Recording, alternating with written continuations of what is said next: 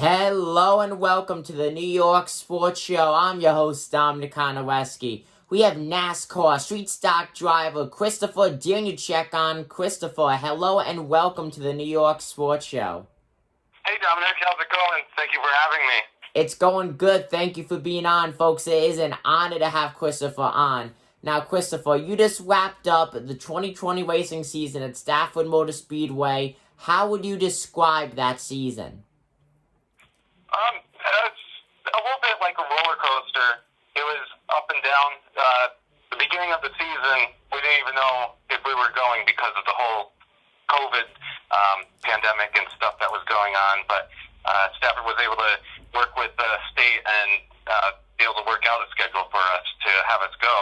And when we were starting, we were working with a new motor, new rear end. Like they didn't have the restrictor plates anymore on the motor, so it was kind of getting used to the new horsepower that I was used to from the previous season, and what the car would do this year, or well, last season. So it was kind of a struggle to get used to what the car would do in the corner. I couldn't get hard on the gas in the beginning because the whole rear end is a lot more power to it, so you can't flip the tires or spin yourself out, so you just have to kind of ease it in a little bit more, and it was some getting used to, but we got the hang of it. Yeah, definitely. I can't imagine what that must be like, not knowing if the season is going to start, and then it does, and then all of a sudden, boom, a huge rule change made by Stafford Speedway, which affects the whole car. So I can't imagine what that must have been like. Now, here we are. It is the off-season. There's still about, I would say, 8 weeks to go before racing starts with the spring sizzler and everything. What are your goals during this off-season? Oh, my. Well, we've got a new car, and we're going to try to build that up a lot better than our car from last year.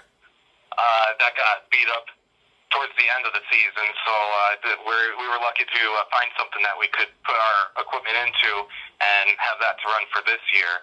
But my goal for this season would really be to be more competitive, more aggressive. I feel like I've been laying back a bit and trying to see what the people in front of me are doing, but I'd like to be up there more in the front and maybe possibly get a podium or even a win would be great. I know our team is capable of that. Yeah, now, for those who don't know, Christopher drives a rent a race car. You are their only full-time driver, and you've done great in your career so far at Stafford Speedway. Now, this 2021 season, you will officially be considered a veteran of the street stock division. How would you say that you've been from your first race in the street stocks to your most recent one? Well, as you know, I'm with the Rent a Race Car group, and they've been very supportive of me. And we've, the first race I had, I was nervous getting into it. It was actually quite a few years ago. My first race was, and then I got into it more and did a partial season. And last year was my first full season, and the whole support that the team has given me is great, and what they do for drivers that want to get involved with the sport is awesome too. Anybody can look at the Rent a Race Car site, and they could talk to us and see about getting into the car. Yeah, Rent a Race Car does great things, and you are a great driver. Have a handful of top tens at Stafford. What is your most memorable race? My most memorable was probably when I got called into work last year, and I didn't know if I was going to make it back to the track because, of course, everybody knows work pays the bills for the race car, so the work comes first. And I left work not knowing if I was even going to make the race, but I got there in time, and it was all just get into your gear and go. And once I got there, I had to suit up, and then we were on the track. So I made it there just in time, and I think we had like a pretty good run for that night of the season, and I think it was just the adrenaline going through me saying, oh, I actually made it. I got in the car, and I'm on the track, and now let's do this and have a good race. And so that was a great one there. That I was able to get there and keep the car in contention and have a good run. Yeah, and that leads me up to my next question. How is it that you balance not only your racing career, but also your work career as well? Well, it's tough to balance. I have Stafford races on Friday night, so of course that's a work day, and I've been taking half days on Friday, using up pretty much all of my vacation time to go racing, which, you know, so some people want to take a long vacation. They say, oh, I've got a week vacation, I'm going to take that, but I use mine for every Friday night, and it gives me something to look forward to, so I don't have a long vacation from work where I could go someplace, but I've got something to look forward to every Friday night. So, and I enjoy that, and it's well worth it, and I think that's a good way to go. Yeah, everyone's walking for the weekend, and you are walking for the racing weekend as Friday kicks off the weekend at the end of the day. Now, Christopher, you have a very interesting nickname, Mayor McCheese. What made you think of that, and how did that come up? Actually, that name was dubbed to me by Gary Spinato, the team owner over on the race car, and it came about because I wear the McDonald's race suit, and I got that race suit from the racing warehouse. It was an old crew uniform that was used in the Darlington race that Jimmy McMurray was in, and I'm a big fan of him. So I saw that uniform, I'm like, oh, hey, that fits and everything, and so, yeah, why not get it? And so I got that, and so that's how the name came place, and my number for the 94 actually came from Bill Elliott because the one was taken, which was Jamie McMurray's number, so that's why I run the 94, because the throwback scheme that they have, which is on my race suit, Mac Tonight, is the one that Bill Elliott had, and they attributed to his car, so it was great that the 94 was available, and I was able to have that number and kind of have, like, Jamie McMurray and Bill Elliott as well with me. That is very cool. A lot of people don't know the meaning behind a driver's nickname or car number. That's very interesting that we got to hear both of those. So I thank you for sharing that with us. Now, here we are going into the 2021 racing season. The uncertainty of the coronavirus. How are you handling possibly, like, the season's kind of on limbo when you think about it. There's still a lot of uncertainties on whether or not the season will kick off on time or not. What do you think? I think that the season will be good. So far, they have a full schedule lined up for us, and the whole LaRue family from Stafford Motor Speedway has done a great job working with the state and getting us to actually be able to go racing, because I know some other tracks in other states aren't allowed to have bands, and they haven't been able to even run any races. They've tried some without fans, but they're just not able to do it with the fans, and that's what's important to the sport, is to have the people coming and watching, and they were able to do it with 25% capacity, so we were still able to get people out to the track, and also they have the online pay-per-view broadcasting where people could watch if they're not able to make it to the track or if tickets were sold out. So it's great what this track has done during this pandemic, and like to keep us going and actually keep the sport alive. Yeah, I gotta say, Stafford Speedway has handled this whole pandemic in a great way, and in Stafford Speedway TV, great job for when you can't make it to the racetrack or if there's no fan attendance allowed. Right. Now, this off-season is pretty interesting when, like you said, get a new car. How are you gonna adjust to the new car? Well, we're hopefully going to have pretty much the same setup as we have this past year, and I plan to go to the shop a lot more. And now that it's getting closer to race season, I try to make it up there on the weekends when I can, and we're going to have, I think, an open practice before the season begins. So that'll be a good time to see what the car is doing and dial myself in and see if there's anything I don't like about it and that needs to be changed. So yeah, well, hopefully it runs to perfection.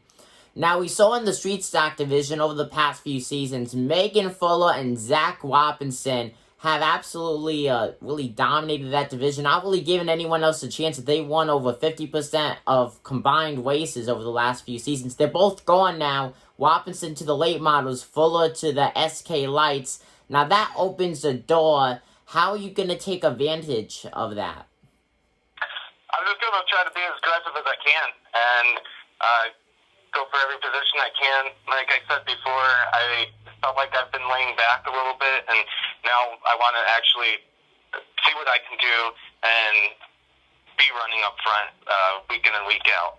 Yeah, well, I really think you will be. You're having a great amount of talent, and it's just a matter of time until you get your first win, and then there will be many more that will come after that. Now, do you have any rivals out on track? Any drivers that you feel like you're very competitive against? I don't really have any rivals yet. I'm sure they'll come, but I've always been in the same contention with Dave Mesha and Kyle Johnson. We've all kind of been finding each other together on the track. So maybe the three of us will be the ones to dominate this year. That'd be great. Yeah, hopefully you do dominate. Now, Stafford Speedway, very tough track to drive around. How would you describe a lap in a street stock? Well, it's kind of a flat track. It's not really banked too much. And turn 1 and 2, you kind of sail through it nicely, but there's a nice bump coming out of turns 3 and 4 that I always seem to hit, and it kind of pushes the car up the track where I want to kind of stay a little bit lower and not go straight into the wall and everything. But it is a tough animal to tame, if you will, because it doesn't really have that too much of the banking there. It used to be a horse racing track, and then it was a dirt track, and now it's a paved track. So it's gone through a lot. So yeah, a lot of changes there for SMS, and it really is the track that may be too tough to tame. Now, there are 5 divisions at Stafford Speedway, the street stocks, of course, being one of them. What made you choose the street stock division for being your racing division, and do you plan on moving up anytime in the future? Well, I'd always like to move up, but the street stock division is a great class to start with. You don't want to just jump in and compete with the big boys. I'm the only one in my family who's involved with racing.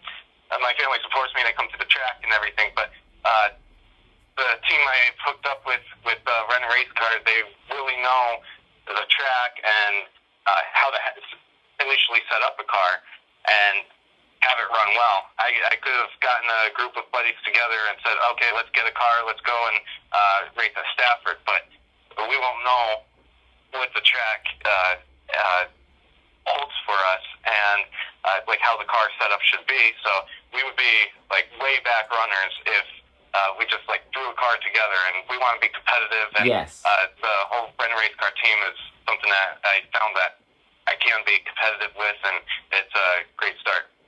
Yeah, definitely.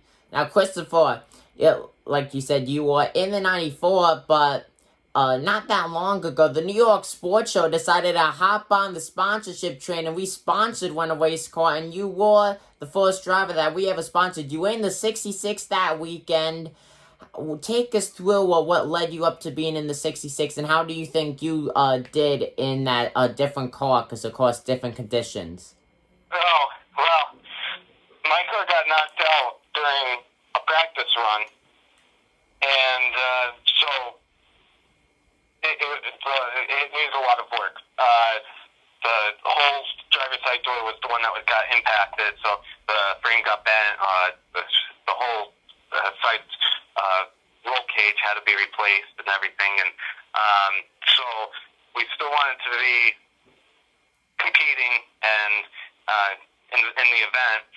So I was in the 66 that night, and it wasn't the car that I was like fit for and set up for it. So I had to get used to how that handled and how to drive that and drive it differently than the 94 that I'm in, because it's got a whole different rear end, different motor.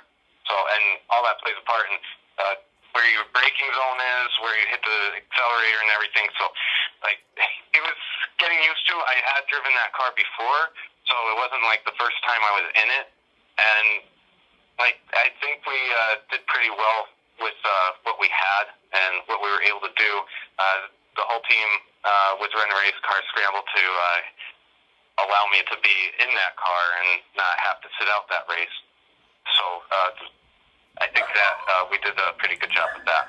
Yeah, you definitely did 100%, and very great of Land Race Car to be able to put you in a car still with a limited amount of time after that. Now, Christopher, is there anything else that you would like to say to the people watching this video? Oh, well, if anybody's ever wanting to come out to Stafford Motor Speedway, it's always a great show. They have 5 events usually every Friday night, starting in April, and it goes all the way until September. So it's always a great time to get out of the house. It's everything being closed. It's something to do, and it's always a great time. Even if you're not into the sport of racing, being there in person and seeing the actual action and being there, a great time. Yeah, well, 100%. Christopher, thank you for joining us here on the New York Sports Show. Folks, once again, this is NASCAR Street Stock driver Christopher Danielczuk. Christopher, thank you. Thank you for having me on. And it's also an honor to have your name on our cars, and I appreciate your support so much. And thank you. I love doing it. And with that said, the New York Sports Show has a big announcement coming soon, so make sure to stay tuned to all the people watching this video. Christopher, thank you once again. It was an honor to have you on. Always a